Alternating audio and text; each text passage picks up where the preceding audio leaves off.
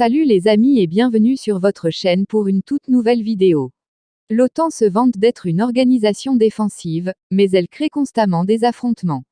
Alors que les États-Unis et la Grande-Bretagne ont appelé l'OTAN à faire comme en Ukraine et à armer Taïwan, la Chine a condamné de tels propos estimant que de telles discussions alimentent le séparatisme sur l'île contestée et vont à l'encontre de leur reconnaissance de la Chine.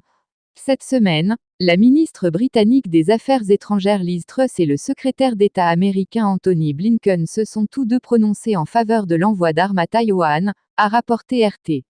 Cette position des deux pays, membres de l'OTAN, l'organisation qui arme l'Ukraine dans la guerre qui l'oppose à la Russie, a irrité les responsables chinois qui ont immédiatement fait une mise en garde.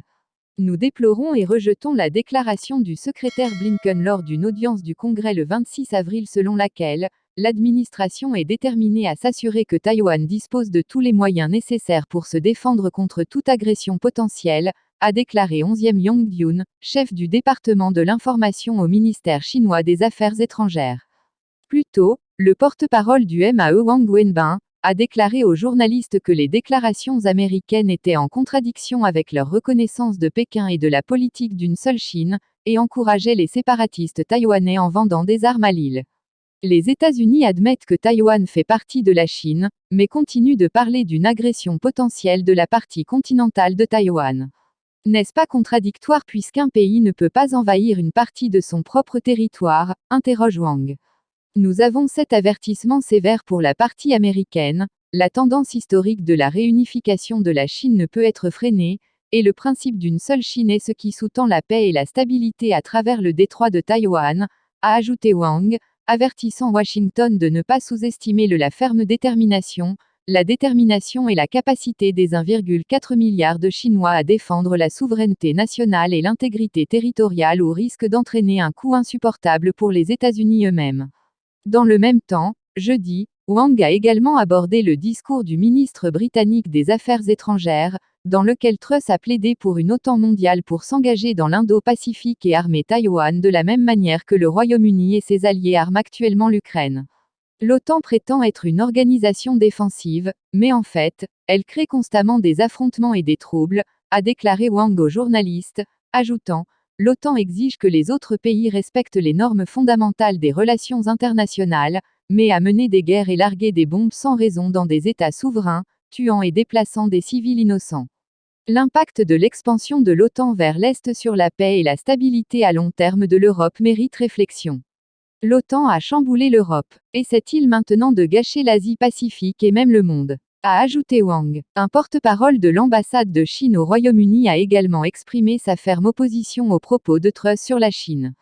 Qualifiant les remarques du responsable britannique d'arrogantes, grossières et déraisonnables, le porte-parole a réitéré que la politique et la position de la Chine sur la question ukrainienne sont cohérentes et claires.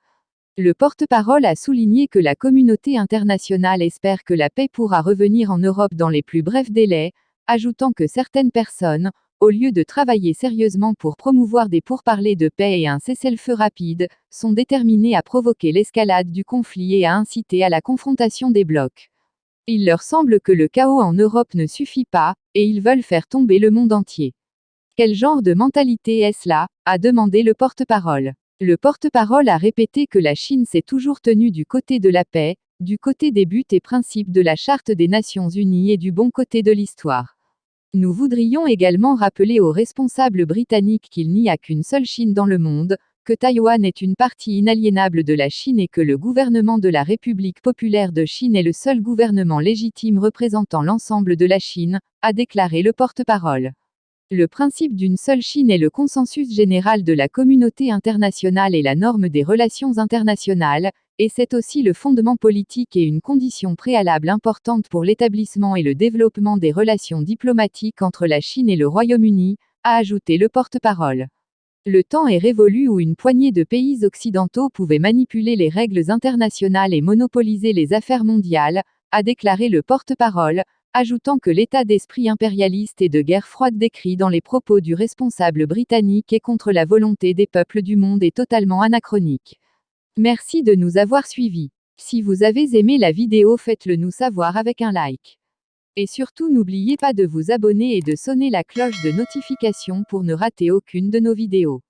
Laissez-nous vos points de vue et suggestions en commentaire. Et n'oubliez pas de partager pour informer encore plus de monde. À plus.